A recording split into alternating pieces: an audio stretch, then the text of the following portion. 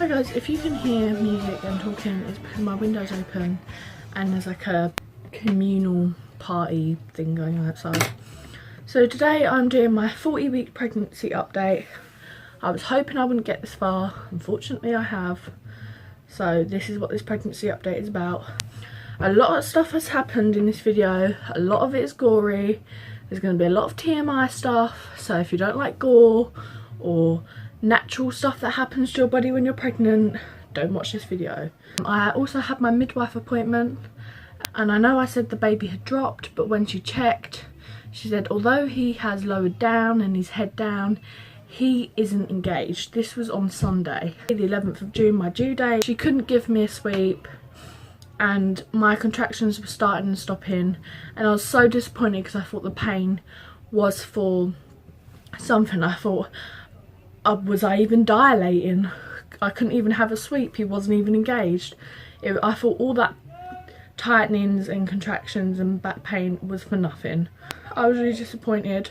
And on the Tuesday, she arranged for me to have a sweep. She was going to come around to my house, give me a sweep. I'm basically just going to describe that. So it's called a membrane sweep or a stretching sweep.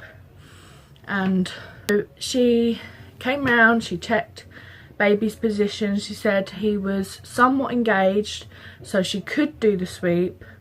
The risks of doing a sweep when he's not engaged is a prolapse cord, where the cord falls through from your cervix, and when you're in labour it squashes it and the oxygen cuts off. So because he was engaged, not a lot, but he was engaged, she decided she would do it. I was told it would be uncomfortable, wouldn't really like it, but you're having an internal examination, expect to feel uncomfortable. So I was like, yeah, cool, let's go for it. Basically, the scientific term is they insert 2 fingers into your vagina and they reach round and they find your cervix. You're meant to fish your hands like that, put it behind your back and tilt your pelvis forward. This brings your pelvis and your cervix forward. Well, she didn't tell me this until halfway through the examination, so the first half of it was brutal. Because of my cervix was so far back, it really hurt. She literally had her hand curved inside me, and that was super uncomfortable.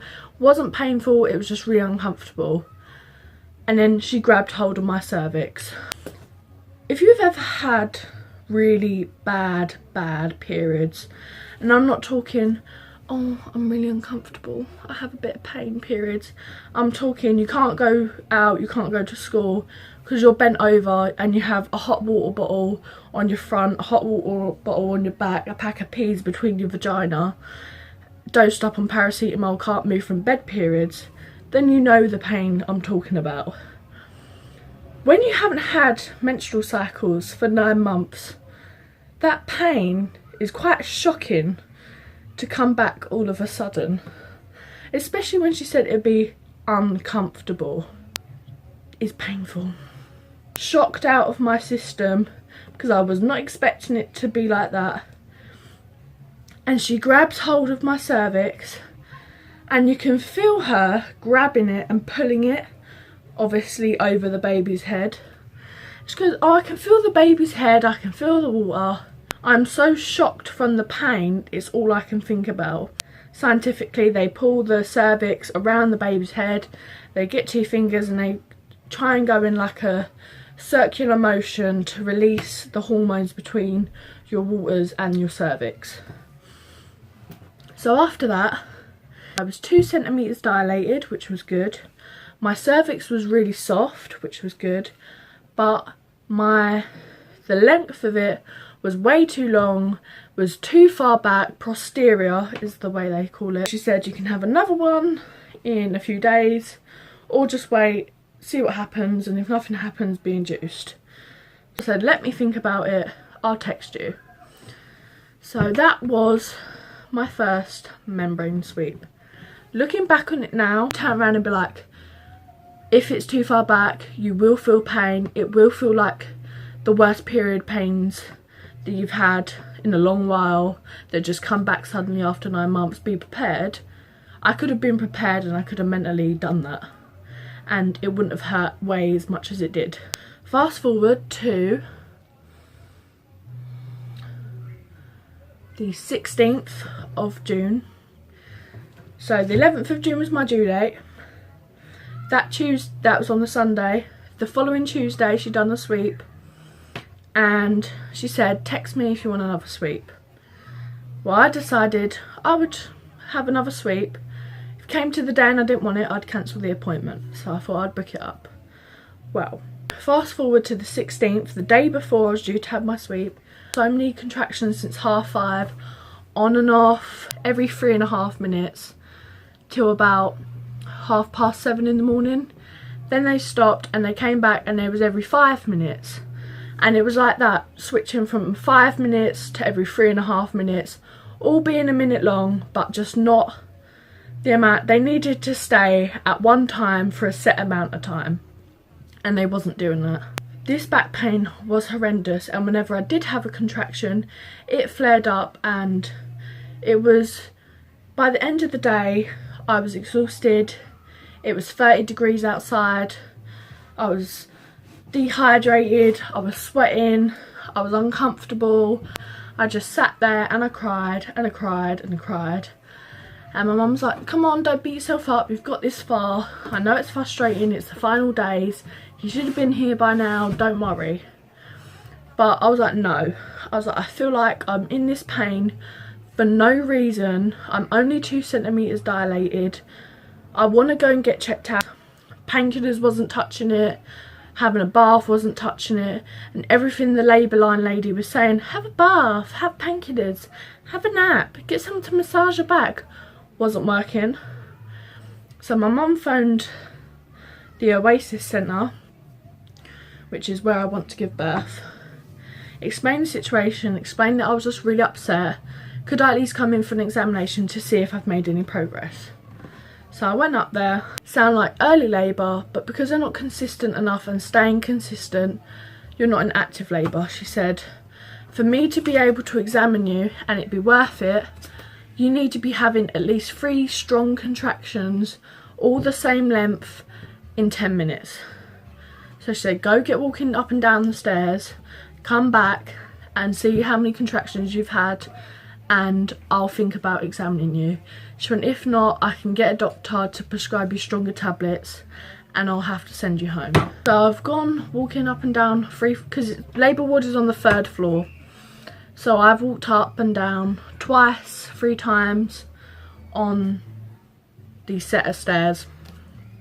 Came back, she sat me down and she said, the problem is if on, she said, there's like 3 different, your baby's in a sac, and then around that is your placenta, and then around that is your uterus, and then what your cervix needs, your cervix is a tunnel like that, it then needs to straighten out like that, and then it needs to dilate like that.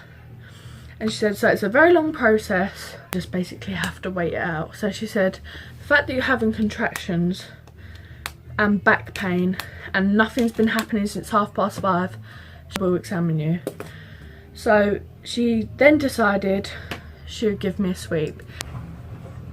I lay down, I had gas and air. I was away with the fairies. If you've never had gas and air, the easiest way to describe it is you are literally away with the fairies. Everything is sort of delayed by like 10 seconds. So I could hear her talking to me and I can see her face, but it's not registering to me. Everything seems to slow down. I'm not with it, I'm high as a kite. So I can register the pain, but it's like it wasn't my pain. It was delayed. My mind was delayed registering it. So she had a really good route around. She said that I was still 2 centimetres dilated. He was not engaged anymore. But that my cervix was super soft and super stretchy, but that it was still really, really far back. So she said that's the only disappointing thing, that the back pain has been caused because he has turned around and he is now back to back. And his spine is basically grinding against my spine, which is causing the severe pain. She gave me 2 paracetamol and hydrocodone to go home. That would knock me out for the night, so I could get some night's rest, and hopefully the sweep would do something. So fast forward to today, the 17th. So today's the 17th. I had my sweep done last night. The hydrocodone and the paracetamol worked. I had my dinner. Was nearly falling asleep in my dinner. It was like being drunk. It was like being that high buzz feeling. I've lost loads of, I would call it a definite bloody show now. Before I wasn't quite sure, but I would definitely call it a bloody show because you can definitely see the streaks of blood. Lost loads of it as well, whereas before it was just coming away in little bits and bobs. Today I've lost loads of it. I haven't had any contractions, unfortunately. I don't have any back pain either. So apart from the bloody show and some nesting, I haven't really had anything today. That's quite disappointing. I am quite sad about that. At 40 weeks plus 6 days, you do kind of hope that contractions start, back pain starts. Hopefully I do go into labour, but if not, the plan is to have a induction on Friday, which would be the 23rd. So I have until the 23rd, so today's the 17th, I have until the 23rd of June to have him naturally, otherwise I will be having an induction. Bye guys.